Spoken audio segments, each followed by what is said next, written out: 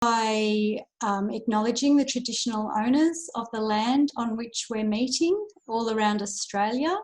I'm aware we've got people from a few different states, so we pay our respect to the elders past, present and emerging of wherever you are based at the moment. And we've got 4 great presenters this evening to speak to you. Emily Shepherd, who is a parent and founding member of Usher Kids Australia.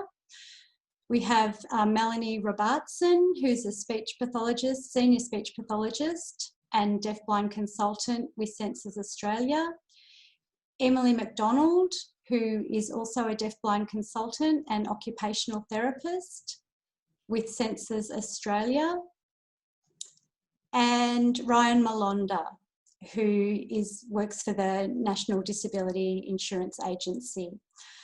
So we'll get started right away. Please do type in the chat if you've got a technology issue, and we'll try and help you to make sure you can hear and see everything.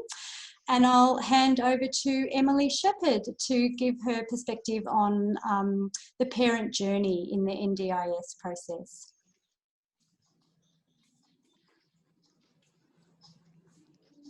There you go. Thank you, Meredith. Welcome, everyone. Thank you so much for having me, Meredith and Michelle. I really appreciate being a part of this webinar tonight. So I have a 10-year-old son who has type 1 Usher syndrome. He was born with a profound hearing loss and wears cochlear implants. He has some vestibular dysfunction, as well as the degenerative eye disease, retinitis pigmentosa.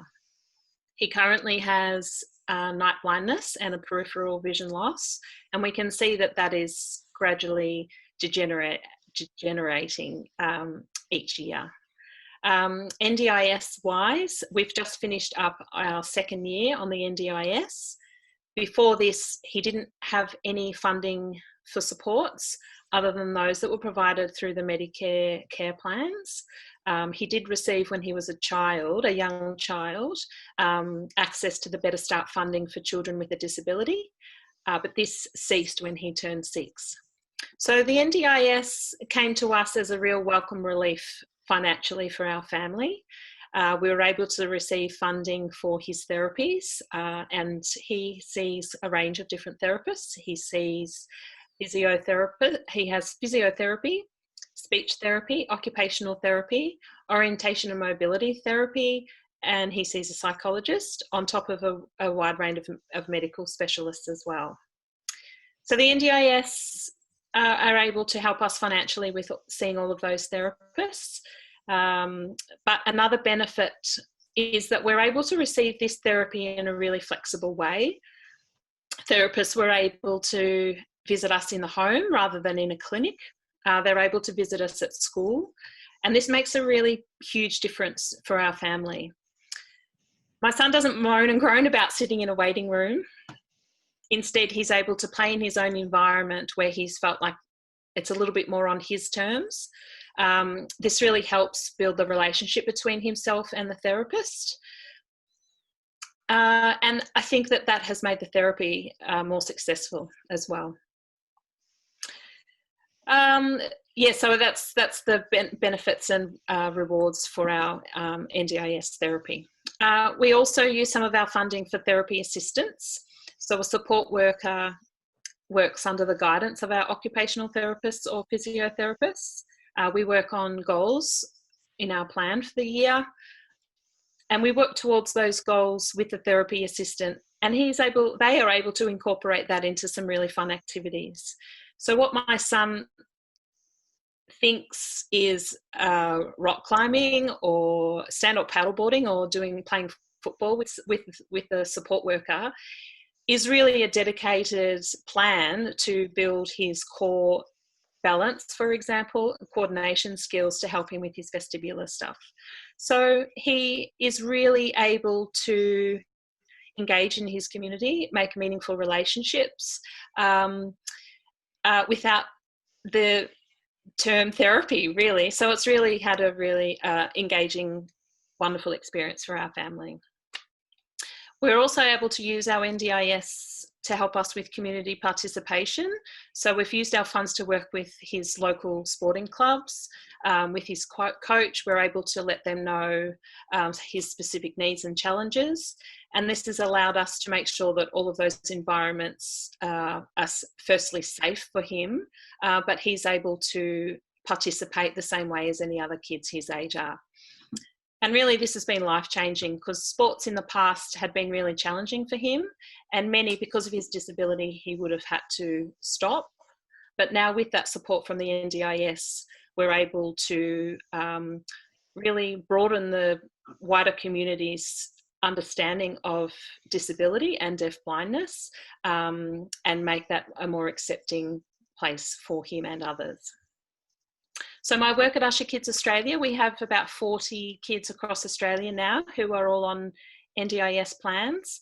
And some of the positive experiences we have heard from them really are about giving kids the chance to participate in things that they wouldn't have had the opportunity beforehand. Again, this comes down to things just being too difficult. They don't understand the hearing loss, they don't understand the vision loss, they're not willing to put in the work. But now with the NDIS funds, the children are allowed to, work on their goals, find what really interests them, and work with their NDIS specialists to be able to incorporate that into groups being more really accepting and accommodating to our children with a disability.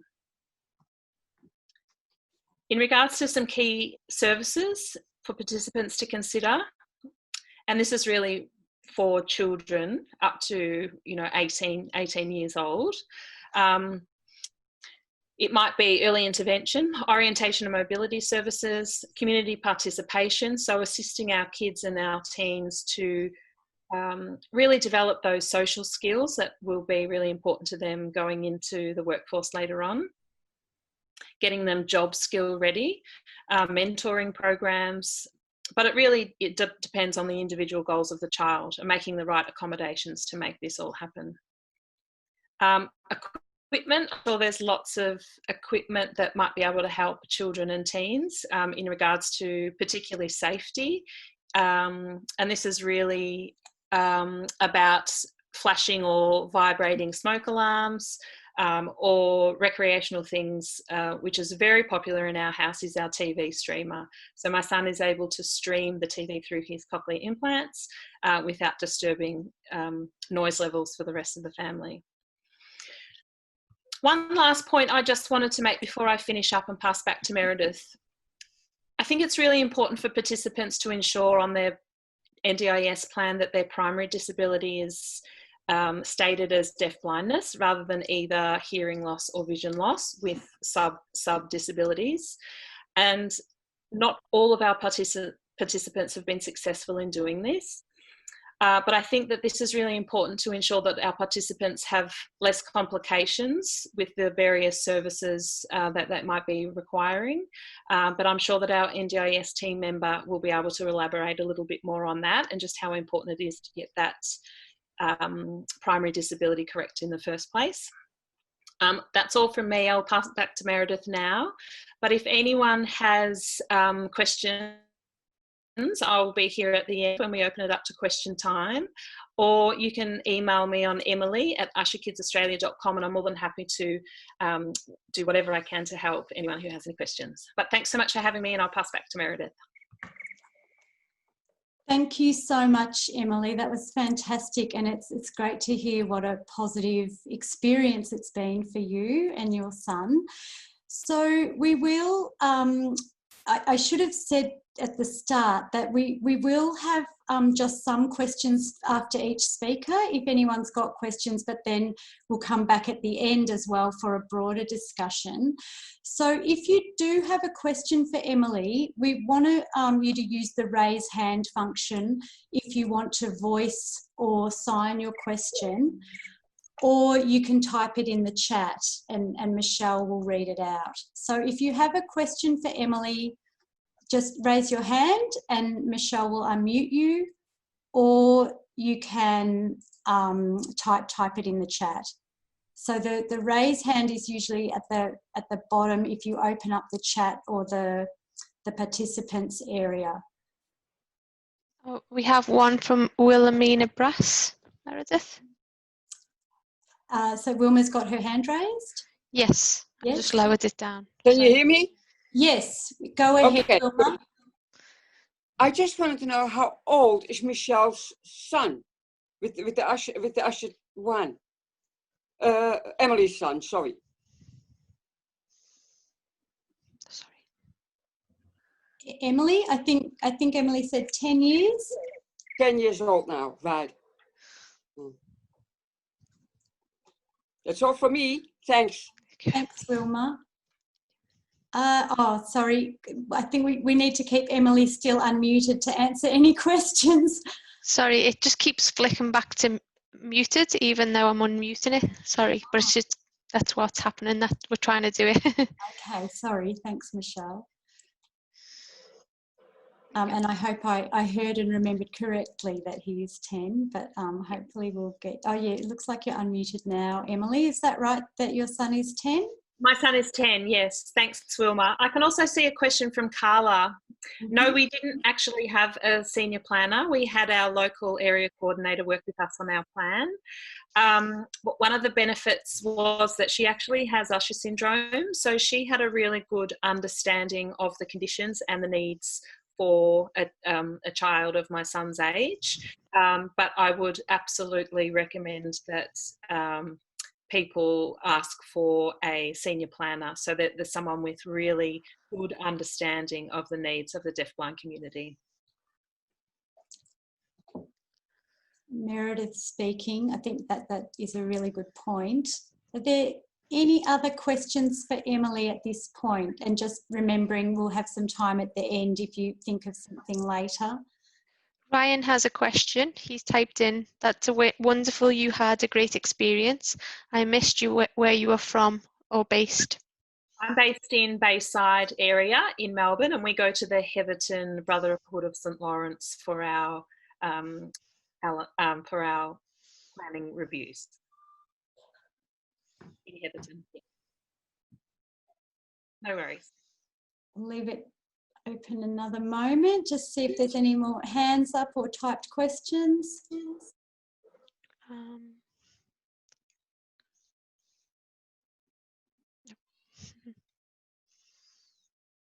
No, okay. Well, thank you so much, Emily. I'm sure we'll like to hear from you a bit more at the end. But we'll hand now over to Melanie Robertson, who is going to talk about the pre-planning process and things to consider going into a plan or into a review. Thanks, Melanie.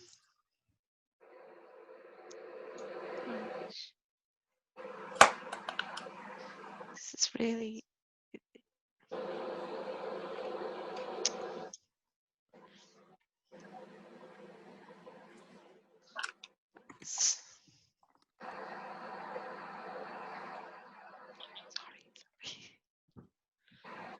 Sorry, Melanie, it's just... Okay. Yep, I've been muted. Okay, so I will say that again. Thank you, Meredith, and thank you, Emily Shepherd, for those really interesting insights into your planning experience. And I'm really glad that, you know, they're on the whole, they're really positive outcomes for you. So I'm going to be talking about what it is, what we mean by goals and what goals might look like in an NDIS plan for a child with congenital deafblindness or a person who's grown up now and was born with deafblindness. For simplicity's sake, I'm just going to assume that it's a family that's listening. And they're listening in terms of planning for their child, but I understand the situations will be different, and we also have a few therapists on board as well, so there will be questions to a segment for questions after this slot anyway. So I'm a speech pathologist and deafblind consultant at Sense Australia, and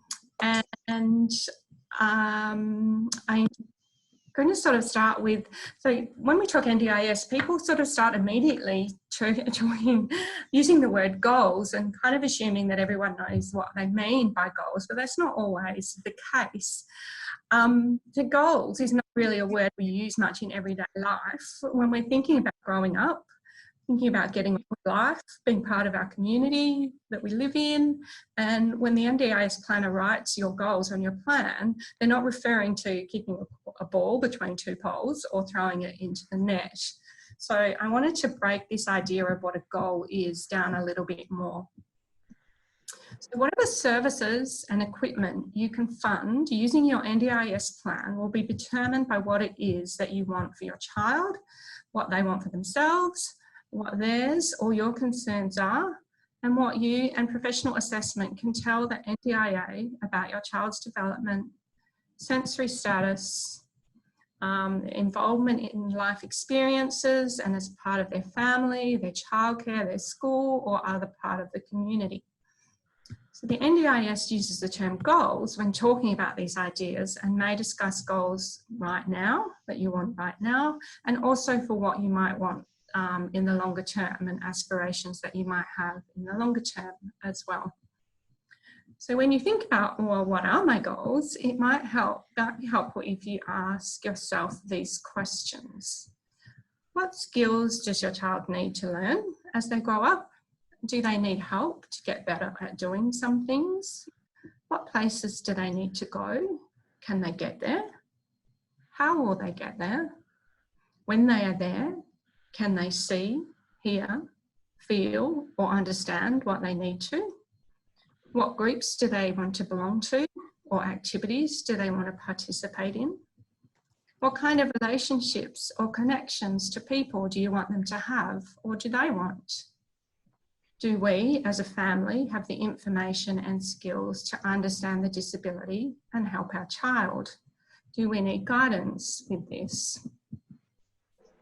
So when you have your answer to these sort of questions, they can be made into general goals about independence, doing things, your child doing things for themselves, communicating, participating in life and the community, all broad enough to encompass all the services and supports and equipment you might need to work towards those goals. So I've pulled out some examples of these broad goals, and you, when you're working with your service providers, then may actually narrow them down to what that might look like in regard to what exact service that provider is going to provide you. But at the NDIS stage, they're quite broad. And that's probably a good thing because it allows you to be quite flexible and pull in all the services and equipment kind of access that you might need to get there. So, some examples. I might want to participate in activities that I enjoy. I might want to develop movement skills to increase confidence and participate safely in activities. I might want to develop independent skills to do things for myself and communicate and socialise with others. I might want to be safe when I'm in the community or at home. I might want to meet new people and be supported with my communication when doing this. I might want physical, emotional and mental well-being. Deafblindness certainly brings challenges in all those areas. Your NDIS planner might also want to talk about some shorter term goals or more specific goals as well, but definitely your service providers will. If you would like, as we go along, you might put in some examples in the chat of maybe some example of goals that you have put in your plan. And that's useful for our audience. The funding to help you achieve your goals falls under several different areas in the plan because sometimes you'll need different people, services and equipment to achieve them. Take a goal about communicating and socialising. We often come across very unique communication styles and methods in deafblindness. You can use a therapy team and deafblind consultants to find out about these and learn new ways of communicating with your child. As the skills are so specialised, you may need the services of someone proficient family in signing, for example, to help the family learn Auslan, for example. You might also need to learn how to modify the sign language so your child can see it better, or if needed, feel the sign language instead. If the sensory status of the child changes, then those communication methods might have to adapt as they grow and change. If your child, another example, if your child is signing or learning to sign, they might need someone to be a bridge to the non-signing people in informal and social occasions. You might get funding in course supports to fund someone with these skills to help your child socialise and communicate in the community. Your child's diagnosis may mean they need help to equipment. So the plan might include therapy with this and equipment needs that a specialist needs to design or help you choose. And you would get funding under the capacity building, improved daily living category and capital supports to pay for the equipment. They may need other higher cost equipment such as hearing and vision aids. Other equipment of low cost that helps you get things done, supports learning of new skills, covers disability related expenses can be provided under core supports. For a person with deafblindness, this might include hearing device batteries, special cup, plate or bottle, liquid thickeners to make drinks safe for swallowing, continence products, a magnifier to make things easier to see, or items to support communication. Core supports are also needed to fund a communication guide and interpreting and note-taking services. So up next is Emily McDonald, who explains some of the services and supports that I've mentioned in more detail. But for now, we will pause for questions about NDIS goals. It's Meredith speaking. Thank you for that, Melanie. That was fantastic and I'm sure has given people a lot to think about. Rodney's just noted that the background of the interpreting is very bright, so I do apologise. We did look into doing what we could there, and hopefully perhaps you can follow the captions. So does anybody have any questions for Emily? Again, you can raise your hand or type your question in the chat.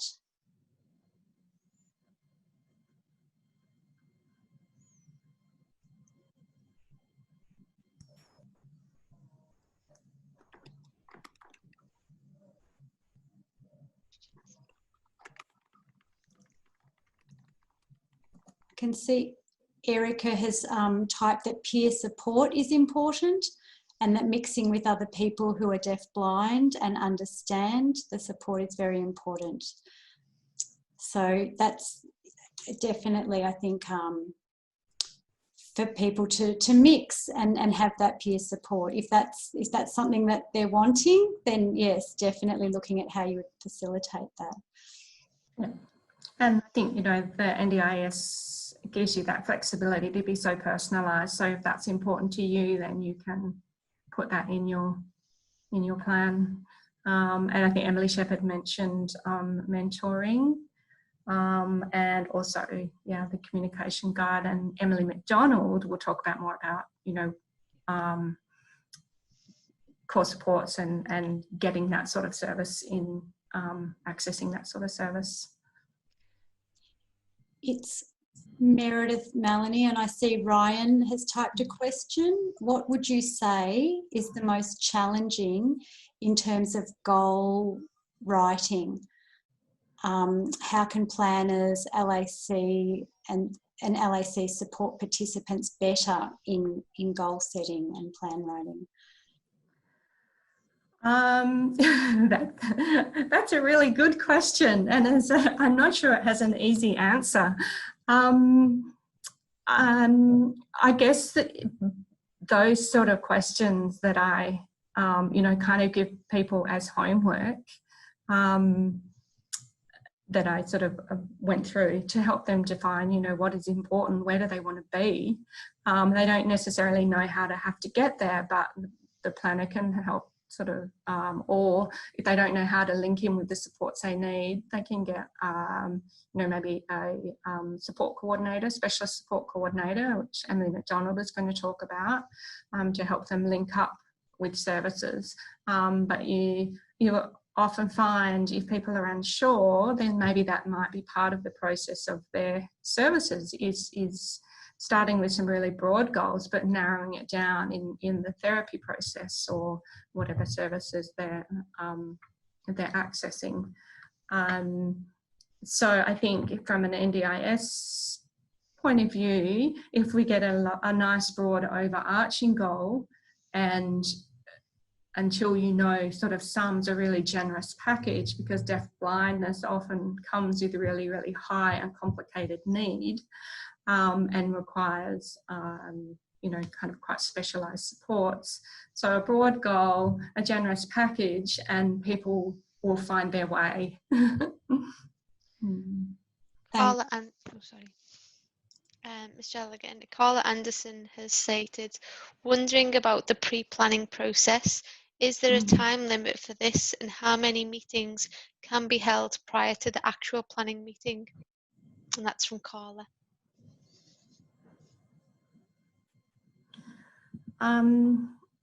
This might potentially be a question for Ryan in his segment. Not too sure. Yeah, it's happy to take that, because it will depend also whether you're already in services, or whether you're new to services in general, and who's going to help you with that pre-planning process, whether it's your existing services or you're actually given a package to help plan and then get another package sort of a short while later for the actual services for goals. Yeah. Does that sound kind of accurate, Ryan? Or are you happy to look at that question more? It's Meredith speaking. I think we'll move on to Emily, and I think perhaps it would be good if that's the first question we ask Ryan when we get to Ryan. So thank you so much for your time, Melanie. We'll have you back on at the end for to answer any questions that come through once we've heard from everybody. So thank you. We'll hear now from Emily McDonald, who is going to talk about potential therapies, supports and equipment that are particularly relevant for people with congenital deafblindness. Hi everyone, my name is Emily McDonald and I am a deafblind consultant and occupational therapist at Senses in Perth. Today I will be discussing the supports you can access using your NDIS funding, specifically for people who are deafblind. Under capacity building supports, you may receive funding for a few different titles, either called Improved Daily Living or Improved Relationships, and there's a few others, but they're the kind of two key ones, which can be used to fund therapy intervention. The therapy team for an individual who is deafblind might be slightly different to other people accessing the NDIS due to the complex nature of the disability and the need for a specialised team. When you're looking for a provider of therapy services, it's important to think about whether the provider you are considering can meet your needs, or whether it would be more appropriate to engage multiple agencies with the support of a specialist support coordinator to make sure that you get what you need. A specialist support coordinator is funded when there are additional high or complex needs and will be a qualified and experienced practitioner, such as an occupational therapist, a psychologist, or a social worker. A deafblind therapy team may include generic therapy supports, that is, therapy supports that are easy to find and more generalist in nature. These professionals include a physiotherapist who can help the individual to understand the physical world around them, which may involve stretches, strengthening, and gaining early physical milestones. Also, inner ear abnormalities are common in diagnosis such as Charge and Usher's syndrome. This may include experiencing dizziness, vertigo, and disequilibrium. A physiotherapist can provide direct treatment and exercise to improve these symptoms. An occupational therapist, or OT, whose role is to help people to do all the things they want to do or need to do in their daily lives, but can't because of illness, injury, or disability. This can include completing a functional assessment of daily life to identify strengths and challenges, recommending helpful pieces of equipment that may make life easier and safer, which can include things like wheelchairs, alerting devices like the Bellman system, video magnifiers, or falls detection devices, depending on what the individual needs, and developing new skills and compensatory strategies. An OT can also have valuable input into a positive behaviour support plan if this is needed. A speech pathologist can assess communication skills and determine best modalities for communication. A speech pathologist with specialist training in dysphagia can also assess eating, drinking, and swallowing skills to ensure mealtimes are safe and enjoyable. This may involve adjusting positioning, modifying textures of food and drink, or using specific equipment at mealtimes. A speech pathologist is also a key member of the team when developing a positive behaviour support plan. A social worker can work with individuals, families, and with the community to address inequalities, empower individuals, and address systematic barriers faced by individuals with deafblindness and their families. A psychologist can support the emotional needs of the individual. A psychologist can assess, diagnose, and treat the psychological problems and behavioural dysfunctions resulting from or related to physical and mental health. They can also provide valuable input into a positive behaviour support plan, and they play a key role in improving the individual's quality of life. For individuals who require nutritional support or there are concerns around their eating and drinking, a dietitian might also be involved. So they're the kind of generalist health professionals that are quite easy to find. And then there are more specific supports provided by allied health professionals with specific training and skills working in the field of sensory disability, which might be more specific to somebody who is deafblind. These include an orthoptist. An orthoptist can undertake a functional vision assessment. This is not an eye health test, which may be conducted by an optometrist or an ophthalmologist. This is an assessment of visual function, which is what you are able to see and under what conditions. This typically involves assessing all aspects of visual function, such as distance and near vision, whether your eyes are aligned, whether you require things in high contrast, if you have troubles with depth perception and colour vision. The orthoptist can then recommend low vision aids, which can assist the person to maximise their vision and give them access to visual information which may otherwise be outside their field of vision. The results of a functional vision assessment conducted by an orthoptist can also be helpful to other health professionals, such as the OT, who may be helping with other tasks such as cooking, where it's really important to know the person's visual function to make sure they are safe. An audiologist is somebody who's not typically part of a community-based therapy team, but they're still a very important member of the support team. Audiologists can provide diagnostic tests to understand your hearing and auditory function. They can also provide rehabilitation and habilitation, which may include fitting of hearing aids and other assistive devices like FM receivers and TV listeners. An orientation and mobility specialist might also be involved. They're commonly known as O&M specialists. They can work with people to develop skills and strategies they can use to know where they are, both inside and outside, and to move from one place to another safely, confidently, and independently. O&Ms work with people throughout all stages of their life and on whatever mobility goals they would like to work on. This can also include teaching someone how to use a mobility aid, such as a cane, or using apps or technology that may assist with mobility. If you require an Auslan interpreter, they should be present throughout all of your therapy sessions. If your therapists have not worked with an Auslan interpreter before, you may need to provide them with some guidance about what you would like this support to look like to ensure clear communication throughout your therapy sessions. Auslan Interpreting is funded through your core budget in your NDIS plan, so separately to therapy. An Auslan interpreter interprets spoken English to Auslan and Auslan to spoken English for the deaf and deafblind community.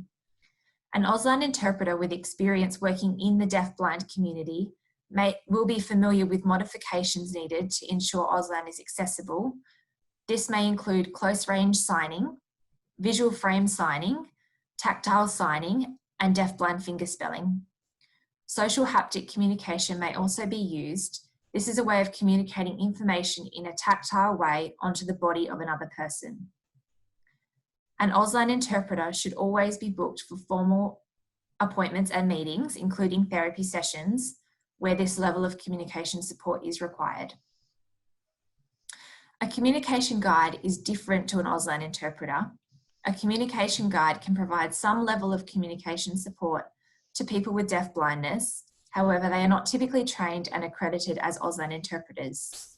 A communication guide is also funded through your core budget in your NDIS plan. The last member of a deafblind team that I would like to discuss is a deafblind consultant.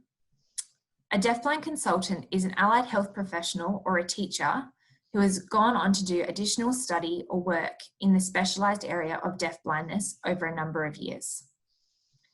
As a result of this additional training and skill development, deafblind consultants have a deep and broad knowledge of potential issues faced by people with deafblindness and some of the systems, strategies, and supports available to address these issues. A deafblind consultant will assess the skills and needs of the individual with a particular focus on communication, mobility, and the need for assistive technology. Following this assessment, deafblind consultants work with individuals and their networks to develop skills and strategies which will support their everyday life. This may include referrals to relevant allied health professionals as appropriate. Deafblind consultants have a role in linking people with deafblindness with relevant networks, such as local deafblind social groups, diagnosis-specific support groups like Usher Kids, and wider national and international support groups. Deafblind consultants can provide support when accessing education, employment, and the wider community by providing support to the individual and their support networks about how to access various places and events. They can also run training to build the skills of the service providers and wider community to meet the needs of the individual. A deafblind consultant helps to bridge the gap between people with deafblindness and the services and systems around them to make sure they can access services and supports as equally as everybody else. I'm going to hand back to Meredith now, but if you have any questions or if you'd like to chat about anything from the presentation, please feel free to get in contact. Thank you so much, Emily. That's a lot to give everyone to think about, I think. Michelle, I see there's a comment from Emily Shepherd. Yes, Emily has written, I think the compounding impact of a dual sensory loss is underestimated, and providing support for hearing loss plus support for vision loss are just not enough. Specialists such as deafblind consultants are an integral to the process to allow a real understanding of the impact of deafblindness on young children and adults. Thank you, Emily. That's Meredith speaking. That's great to hear a parent advocating for the need for deafblind consultancy input. So are there any other questions or comments for Emily? Carol has her hand up. Yeah, sorry. Carla's just put her message in and it just says, I have been hearing the term therapy assistant. Can someone please explain the role? How is this different from a communication guide? It's Meredith speaking, so I'll hand that question to Emily, and then we'll get Carol to share her screen to ask her question. Yep. So a therapy assistant is somebody who has been trained in, has gone to TAFE and done a certificate in therapy assistant, or they might be a allied health student at university. They don't necessarily have the same skill set as a comm guide because they might not be Auslan proficient or have undergone sighted guide training, so they have a different set of skills to a comm guide. And now, Michelle, can you, is Carol's video shown? I'm just going to... Perhaps if the interpreter can see Carol to voice for Carol. Let me just find Carol. Yeah. I've got Meredith, Katya, Melissa, Deborah, Janice, Carol Brown. Carol, there we are. Zoom meeting, standard window. Yep, okay, go ahead. There's a man there, the interpreter. She's talking about being bright behind. Yeah. She's just talking about the background behind the interpreters being too bright. And then the other room was better where it was darker. Yeah. It's Meredith speaking. Carol, we did try that. Some dialogue. Distancing, we needed to be in a different room and there wasn't time to set up the dark background, but we apologise. We are aware it's a problem. So thank you for the feedback. Zoom meeting, not an issue. standard window. Deborah has her hand up as well. Okay, can you unmute Deborah? Sorry, just...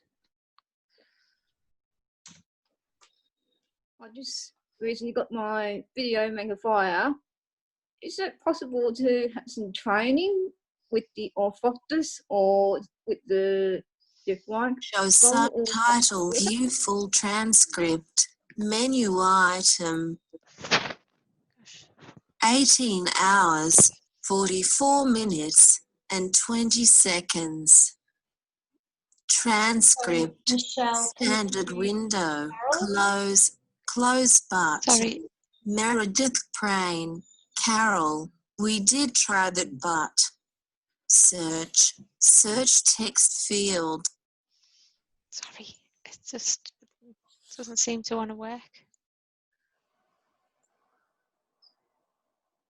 Okay, thank you, Michelle. Sorry. That's okay. There seems to be a bit of a lag. So was there a question that came through after about the... So, sorry, did you hear Deborah's question? Sorry, that's right, Deb. Yes. Do you want me to repeat the question again? Yes, please. Sorry. The question is, I just recently got my video magnifier and I was just wondering, is it possible if I had some training from the orthoptist or my deafblind consultant or a support worker can help learn how to use the buttons on the machine? Thank you. Hey Deb, it's Emily speaking. Absolutely, that would be something that your deafblind consultant or your OT could help you out with. It's Meredith speaking, so something to follow up after this session. So thank you very much for your time. Or can I use my OT to answer those sort of questions? Yes. To Emily, I'm asking. Yes, you can, Deb, yes. So I'll ask my OT those sort of questions. Yes. Thank you very much, Emily, and have a good day and stay safe and keep the social distancing. Thank you. There is another question from Shane. He's put how to identify and locate specialists in your region. Meredith speaking. Did you want to answer that, Emily? Or can we do a team answer? Sure. Where do you live, Shane? That's a point to start with, I think. Oh, look, we are in Brisbane, in Queensland, and to be honest, we're attempting to engage with Meredith to help us overcome some of this, but it's been something that we've been struggling with for a number of years up here, trying to find the appropriate person with the skill set to work with the gentleman who's in my life. So because he doesn't quite fit I guess some of the descriptions we're hearing. But it's been a struggle, and we're a bit blessed to have found this group. But as a general approach, I mean, how are you trying to put together like a nationwide registry of people who, like, say if we're looking for a psychologist who had the experience and the skill set to delve properly and support and help this man? Trying to find one is a challenge in itself. It's almost a full-time job. And I'm just wondering if there's another resource that I haven't seen yet that's available. It's Meredith speaking, Shane. So we are all well aware that it's a big issue across Australia, that the only two services that specialise in deafblindness are based in Melbourne and Perth. We are starting to put a list together, but there's not many people. But I guess one of the things we're doing is running sessions like this and trying to build capacity and trying to support therapists who are new and learning. I'm just mindful of the time, and we can perhaps pick this conversation up again. But I'll just thank Emily again, and thank you to everyone who's asking questions as well. It's really great. There's no webinar without participants, so thank you. And we'll bring Ryan on now. And I think, Ryan, are you signing or voicing? I think I'm voicing. Voicing, great. That's great. Thank you. So welcome and take it away. Hi everyone, so my name's Ryan. So for those who can see me, my sign name is Ryan, so cross your fingers, Ryan. So I'm deaf myself. I work for the National Disability Insurance Agency, so NDIA. I've worked for the agency for close to 3 years now. So I was a planner, meeting participants, including those who were deafblind, for about 2.5 years. And now I am working as a team leader in a new team that's looking after the quality of plans and checking that plans are suitable for people and making sure that the supports in their plans are meeting their needs. So, you know, that checking side of things, making sure that we're doing the right thing and supporting people where we can. So before I get started, I really want to say thank you to Michelle and Meredith for inviting me to be involved. Again, I was involved in a webinar last year, and that was a really great experience. So I'm glad that I was able to be involved again this time around. I also want to say thank you to the previous speakers. So there was Emily talking about her experience with her child, having, you know, their experience with NDIS. It's really good to hear that it was a positive experience and that you were able to have a LAC who themselves also has ushers. So that's a really good and fantastic situation to have, where you've got a mutual understanding and hopefully the best outcome possible. Of course, you mentioned to me in the chat before that, of course, some challenges, and the agency is definitely looking at what challenges are participants having, how can we address those and best support them through their planning pathway. So, you know, getting a plan, having a meeting, using their plan, all those sorts of things. And it's still a work in progress, but we're getting there. I also want to say thank you to Melanie for a really in-depth overview of a pre-planning meeting, what gets discussed, how to do some goal setting. It is one of the hardest things to do, especially goal setting, because you have to think about your life, what you want out of your life, what you'd like to achieve, and figure out how to put that into words, into writing on a plan. Most people, if you ask them, okay, tell me 5 goals that you would like to achieve in the next few years, most people will go, I'm not too sure. And it's a very similar experience for participants. And often back when I was doing planning meetings, unfortunately, I'm not doing them anymore. I do miss them a bit. But often we talked about goals at the end. That way we talked about what their needs were, talked about what supports that they would like, and then figuring out, okay, this is what you want. What goals do you need to be able to support those? So sometimes you can, in a planning meeting, ask if you would like to talk about goals at the end, because that might help.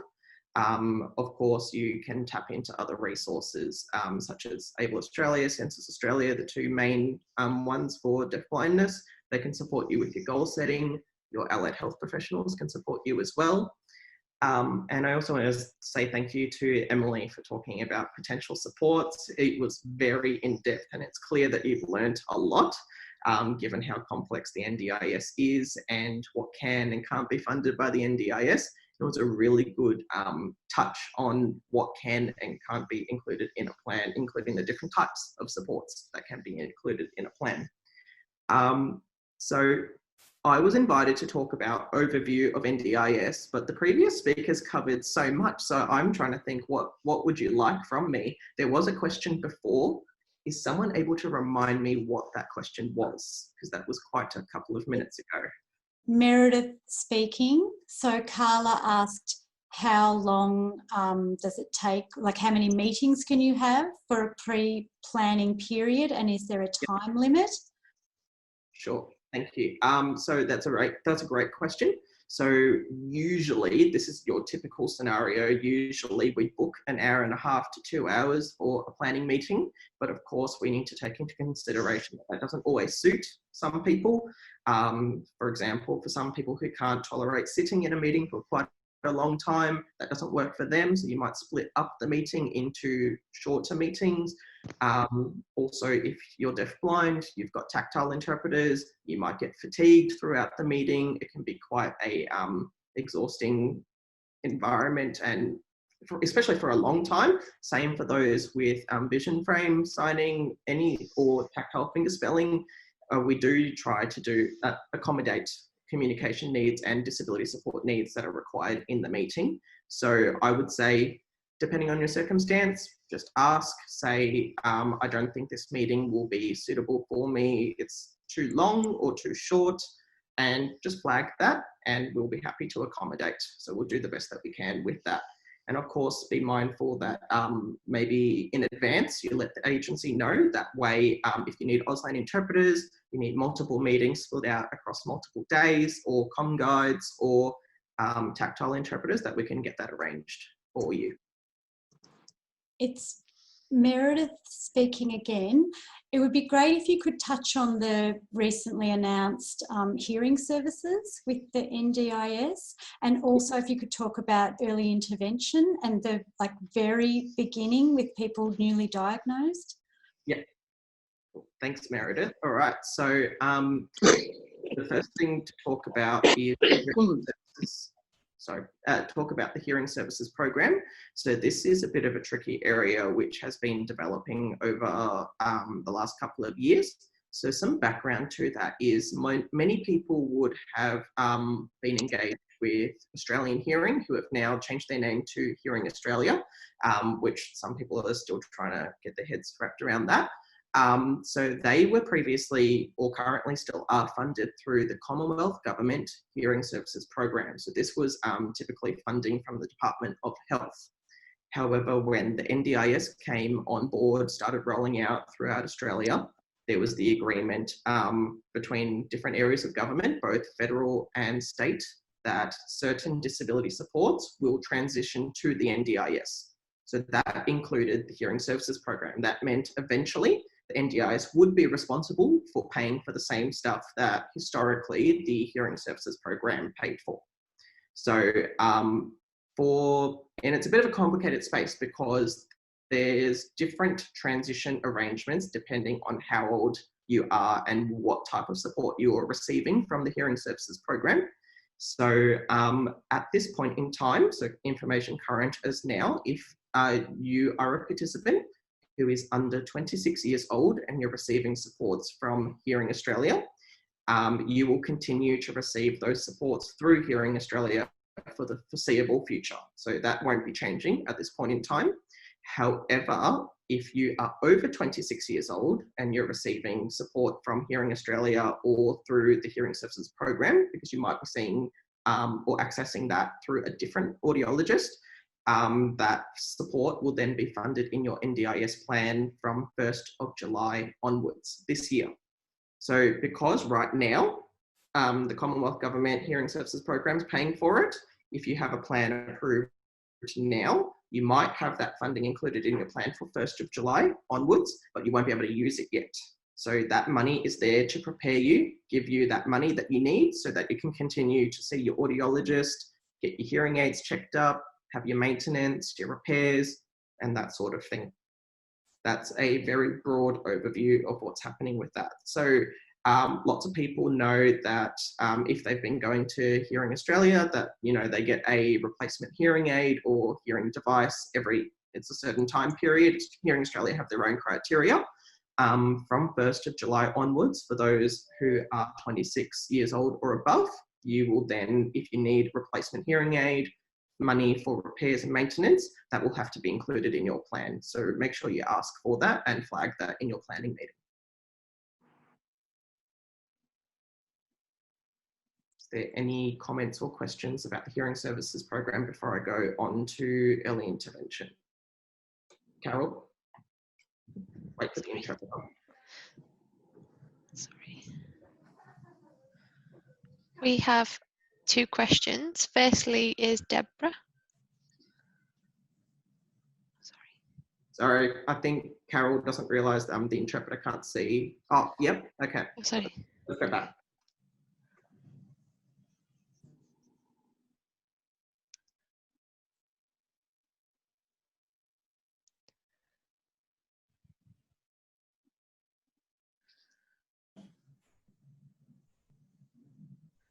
So from my understanding, because I think the interpreter missed the start of it, she was talking about having her meeting split in half. So she had 2 separate meetings that combined them together to discuss her overall NDIS plan.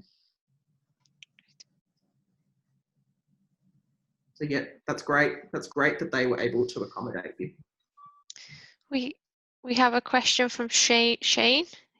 For folks who are agency managed, could you confirm if it is possible to compartmentalise some funding into plan managed to allow access to a greater range of necessary services?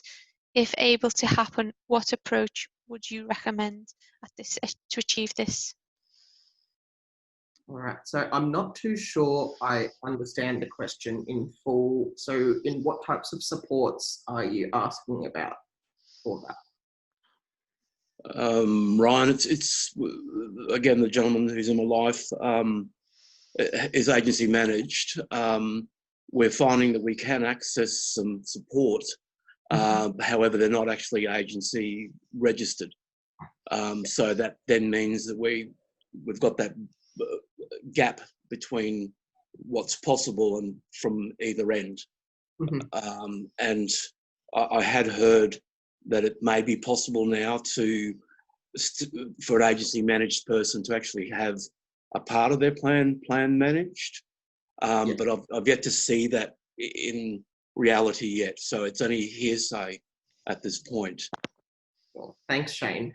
So yeah, that's a really great question. So that is possible. So for those who don't know, when you have an NDIS plan with funding in that plan, the way that you look after that money, there's 3 different ways. So you can have it agency managed or NDIA managed, which means that the NDIA looks after your money and your services that you access, the providers of those services will claim directly from your NDIS plan.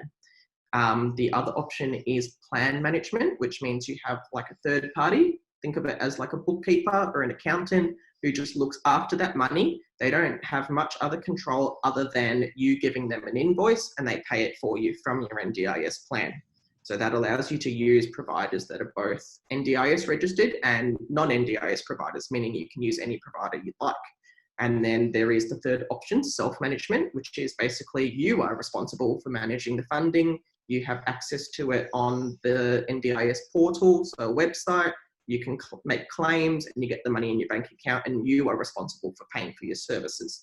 So Shane, you can actually have a combination of different ways that you look after that money. So you can definitely have a combination of agency managed and plan managed. And depending on where that person's plan is, I don't know what the time frame is, but if you've got a review coming up, then you can definitely ask for different money to be arranged a different way. And it's participant choice. So whatever is your choice in terms of how you want to manage your funding, that's up to you. The only thing is for self-management, we do have to do a risk assessment. Make sure you haven't been bankrupt or insolvent in the past, that you can look after your money.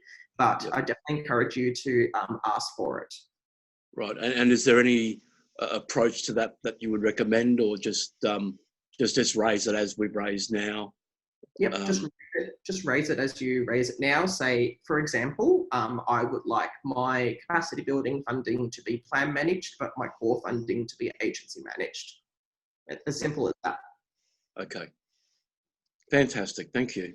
No problem. Deborah has a question. Yeah, my question is, I just recently had my hearing appointment. I was just wondering, can I use my NDIS to pay for my hearing services, like required for my hearing aid repairs, or when I get new hearing aids, etc., new batteries, stuff like that? Sure. So that's a great question. So going back to that hearing services program discussion that we just had, at this point in time, up until the 30th of June this year, the hearing services program is responsible for paying for your hearing aids, your upgrades, your maintenance, your batteries. You might pay a little contribution. Some people pay between $30 to $60 a year to Hearing Australia or the Hearing Services Program, and they get batteries and repairs and maintenance in return. So that arrangement will continue until the 30th of June. However, 1st of July onwards, then you can use your NDIS plan to access that. Thank you. So for my next appointment with Australian Hearing, do I need to use my NDIS funding to attend to my appointments? It depends if your next appointment is before the 30th of June or after the 30th of June. It will be the 30th of June. My next appointment will be probably, I have one in April just recently this year. Yep. My next one will probably be due in around about October, November, or around about later in the year. Sure.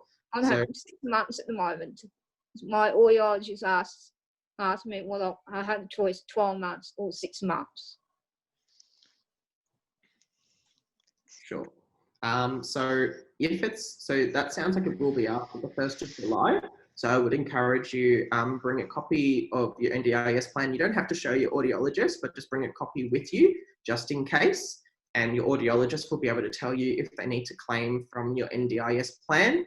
And if necessary, they'll get you to sign what we call a service agreement. It's basically just a contract outlining that they can claim money from your NDIS plan, how that they will get paid if they need to get paid. So I had to take my plan with me to my audiologist appointment next time. It's probably safe to do that, whether it's a physical copy or just a copy for yourself. What you really need is just a good idea of, or a way to check how much money is in your capacity building budget and what your NDIS number is and your plan dates. That way, if your audiologist needs to claim money from your plan, they'll be able to help you arrange that. Thank you, and have a nice day and stay safe. You too. It's Meredith speaking. I'm just mindful of the time. So Ryan, if you could just talk briefly about the process of the family with a child who's newly diagnosed and their journey, or the process, and then we'll open it up for questions to the whole panel after that. Sure, thanks Meredith. So the NDIS has various different ways that you can access the NDIS. So we call these pathways. So we acknowledge that various different ages, disabilities, circumstances may require a different approach, and we are constantly tweaking and adjusting and learning how we can do better to best support participants to get the supports they need. So at this point in time, for children who are between the ages of 0, so basically from birth up to 6 years old, inclusive of 6, we have a pathway called the Early Childhood Early Intervention Pathway, so ECEI pathway for short. So this is a pathway that has a tailored approach where participants, so children, they will receive multidisciplinary supports, meaning that they will get funding based on the level of disability or their condition, because some children under 6 might not have actually a diagnosed condition as yet, but they still have needs. So they will get funding that they can use to see a wide variety of allied health professionals, such as those that Emily talked about before, who can help identify that child's needs, what their supports should be put in place to build their capacity and their ability to do everything else that everyone else does. So this approach is it's like an intensive approach, because the NDIA acknowledges that in terms of milestones and the crucial time periods for children to acquire skills, language, build their capacity, it's important to get in as early as possible so that they can have the best opportunity to learn and develop and grow. So that's why we have a specific pathway for it that is a little bit different to the general pathway for participants who are 7 years old and up. That's a very broad overview. If anyone would like me to elaborate a bit more, feel free to ask. It's Meredith speaking. That was great. Thank you, Ryan. So I'll hand over to you, Michelle, now to ask any questions that are coming through, and we will open it up to the panel. So if anybody has a question for Emily Shepherd or Melanie Robertson or Emily McDonald or Ryan, and each of you might have something to say about the questions, but I'll hand to you, Michelle. Thank you. We had a question from Emily Shepherd. It did for Ryan, which said, can you talk a little more about the different service providers other than Hearing Australia providing audiological services for those over 26? Yep, I can definitely do that. So prior to the NDIS coming in, so you had the Hearing Services Program, you had Hearing Australia, or back then Australian Hearing, who provided what we call specialist hearing services. So those with complex needs, those who are children requiring early intervention, pretty intensive regular supports to make sure that they develop as best as they can. However, so for anyone under 26, their main provider, the one that you would go to, is Hearing Australia, because they're set up for that and they're able to provide a much higher level of support than other providers. However, for those who were over 26 years old, the Hearing Services Program had about, I think it was about 280 Hearing Services Program audiologists. These were not audiologists like Hearing Australia. These were audiologists like Bloom. I can't remember all the different names. Basically those private audiologists that when you go to the shops, you see those hearing aid stores, those types of shops. So basically, because Hearing Australia was set up in certain areas, but maybe some people don't like Hearing Australia, some people prefer a different audiologist, they had that choice to go to a different audiologist, and they had about 280 different options. However, after the 1st of July, you might see even more audiologist organisations pop up, as they won't have to be registered with the Hearing Services Program. Instead, they will be registered as potentially an NDIS provider. Thank you. Melanie has a question. I'm just going to unmute it if it works. Hi, this is a question for Ryan. So a lot of people born with deafblindness have really complex medical and care needs at various stages of their life, often when they're very little and, you know, in the first couple of years of life before they maybe stabilise, and then maybe later as they age.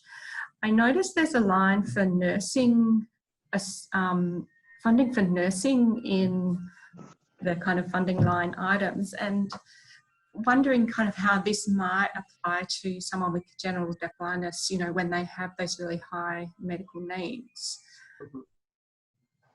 All right, so this is a very big area.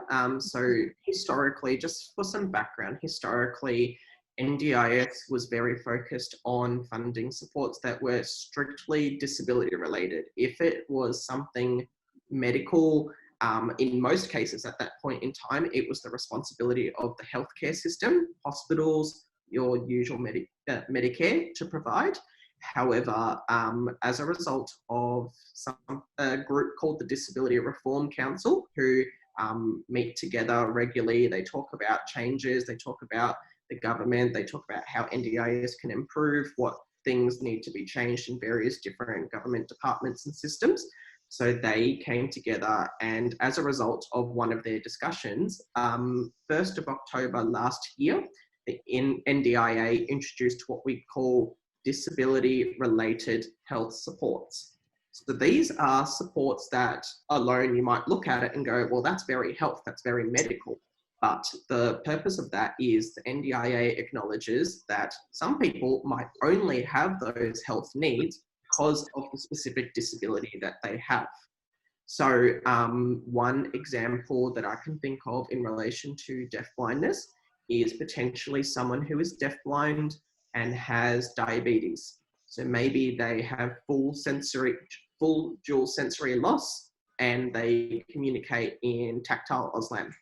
If they need to have regular insulin injections, and they might not be able to do it themselves because they can't see or access their blood sugar, the reader, they can't do the injection themselves in a safe manner, then based on the person's circumstances, NDIA may consider funding nursing supports to do that for the participant and help them administer their own insulin, because that is the more safe alternative. And it's only required due to the fact that they are deafblind, because if they were not deafblind, in most cases, most people with diabetes can inject their own insulin. That's one example off the top of my head. Thank you. Erica Webb had a question, and it said, are people who are deafblind getting enough supports and services granted in their NDIS plans, or are they having to seek a review or appeal the NDIS decision? It's Meredith speaking. I think it would be great to hear from each of the panel members with a response to that question. So we might start with you, Emily Shepherd, if you feel like you have received enough for your son.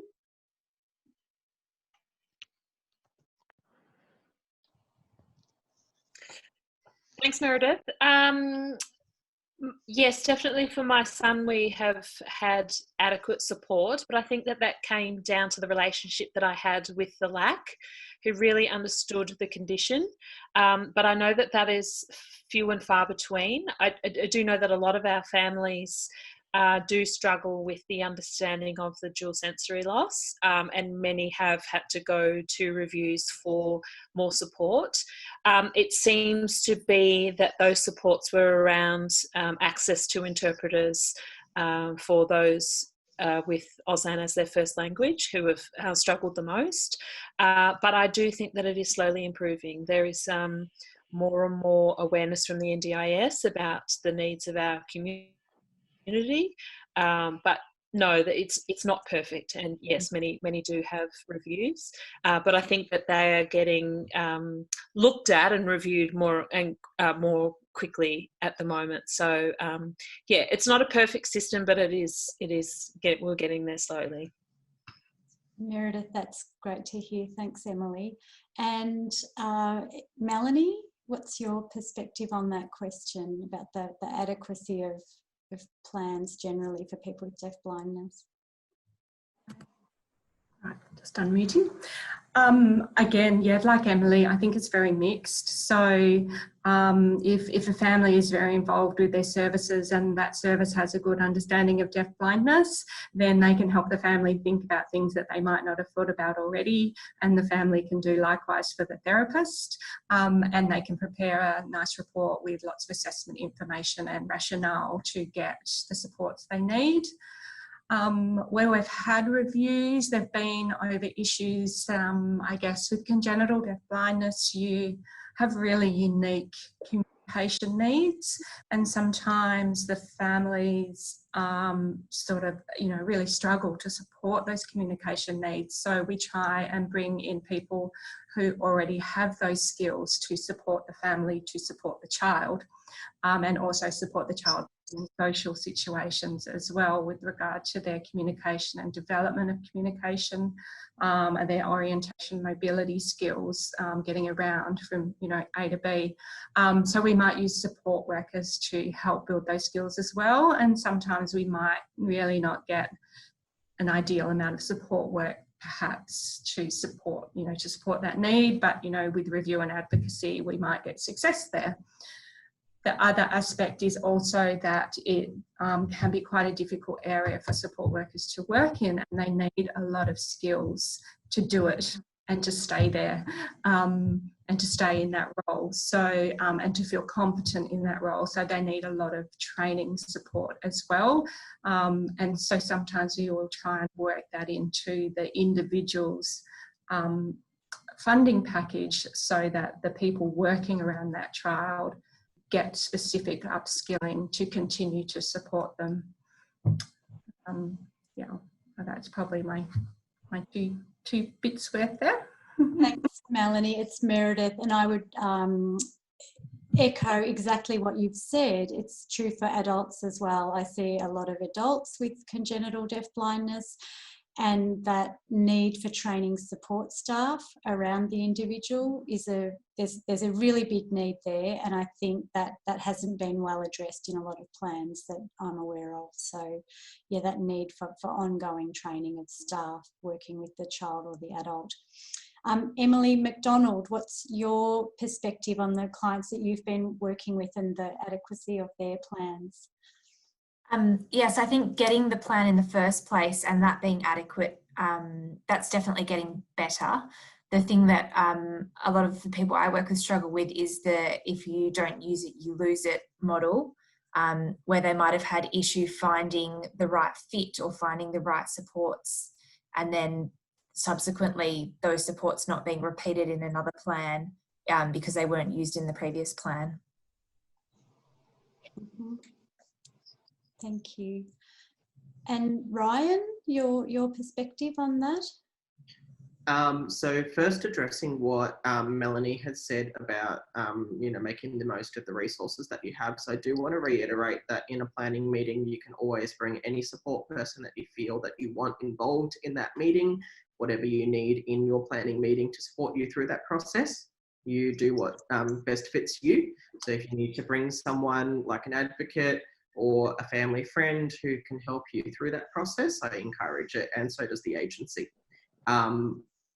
So around I'm just double checking the question. So it was around reviews and whether or not deafblind people are getting the supports that they need in their plan. So it's a bit tricky for me to comment because I'm not too sure about what percentage of participants with deafblindness end up having a review of their plan.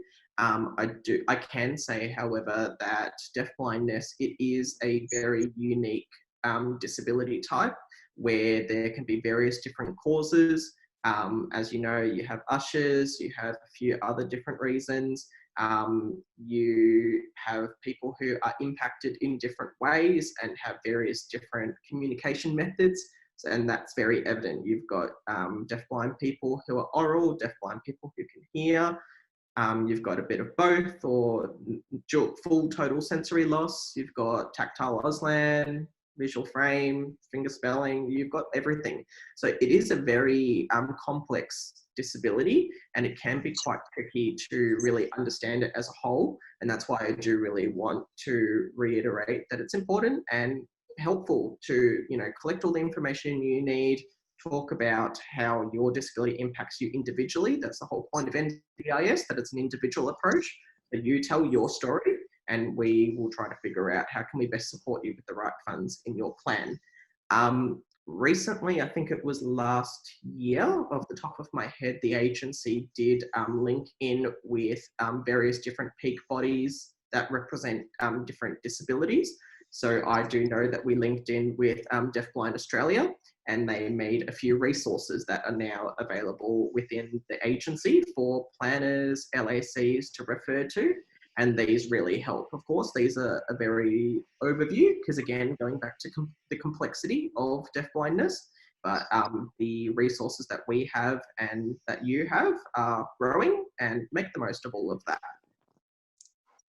Great. Thank you, Ryan. It's Meredith speaking. We've probably got time for just one more question if all the speakers respond. Are there any final questions? And you can direct it to a particular speaker or the whole panel.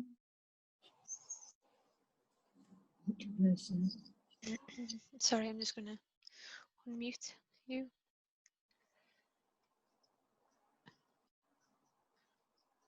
There you go. Hi, it's speaking. Ryan, I had a question for you in regards to training for parents and carers. What is deemed reasonable and necessary? You know, lots of our parents are thrown into this world with zero understanding of the needs of hearing impaired or vision impaired, but the combination as well. What is deemed necessary, and what might be able to be claimed through an NDIS to build capacity with parents and carers? Sure, that's a fantastic question, and it's really hard to give a blanket answer to that because reasonable and necessary, I have to say, it depends on the participant, depends on the family circumstances. What needs does the family have? What needs does the participant have? My head's already thinking about what if the child uses tactile Auslan and the parents are struggling with that, so we may potentially find it reasonable and necessary to provide Auslan training, or we might provide training for parents to understand how best to implement therapies and skill development within their home in a way that's accessible for their child. Like, there's so many different ways that we can approach this. And all I can really say is that just speak with your therapists. They're the ones who are qualified to identify what needs to be funded in the participant's plan in relation to training and enabling all the people around that participant to best support the participant, taking into account the individual needs. And that evidence, that's the key thing about the NDIS. If you've got the evidence for it to back you up, then that gives us the best information that we need to be able to determine if it is reasonable and necessary. Thank you. Deborah has got one more question. Okay, I just had a comment this time to Meredith. Meredith, I just had a comment about the Thai webinar. It's very interesting. I really like the way how it works today. I had to go very soon because I'm going to go have my dinner and get ready for my Toastmasters because I'm preparing to do my speech very shortly. It's Meredith speaking, Deb. Thank you for that feedback. We really appreciate it. It's good to know that it was valuable and useful for you, and good luck with your speech. And I had to go have my birthday tea very shortly. Okay, thank you for joining us this evening. We might wrap it up there. I just did have a couple of things to say. So one on your question, Shane, I know Ryan spoke about people who use all those different communication methods, but I'm aware that the man that you're working with has very limited and is very challenged with his communication. And I think people with congenital deafblindness who are deafblind from birth, developing communication is a major challenge. And there's a lot of adults out there who do need more services. So I'm really pleased to let everybody know that this project that has funded this webinar this evening is finishing up. We've got another 2 webinars to go. So we hope you'll join us for those. But the project that is starting up there's a strong focus on congenital deafblindness because we do recognise this is an area that hasn't been as well addressed. So there will be more training and resources being developed. So we are hoping that will start to improve the services being provided for that group. We recognise there's an unmet need out there, as you've identified, Shane. So do keep an eye on the Deafblind Information Australia website and also on the Deafblind Information Facebook page, which is where we would put information about new resources that are going on the website or training that's coming up. So yeah, there's just 3 minutes to go. We could, if there's any very last questions, Otherwise, I would just like to thank the speakers. It's been a great session, really good diversity of perspectives and a wealth of knowledge there. So thank you so much for your time this evening, Emily Shepherd, Melanie Robertson, Emily McDonald and Ryan Malonda. I'm glad that you'll be on our next webinar. Ryan, you're always a wealth of information, so we really appreciate having that NDIA perspective and having someone who does know all those tricky questions if we don't know the answers. So thanks again to everyone who's participated. Thank you to the interpreters and the captioner, Lee, and thanks a lot, Michelle, for doing all that work in the background. And thank you, Meredith. Yeah, thanks, Meredith. Meredith. Welcome. I guess if you have questions for the presenters, you can email Michelle or myself, and we can forward them on. But yes, have a good evening, everybody, and thanks for attending. Thank you. Right.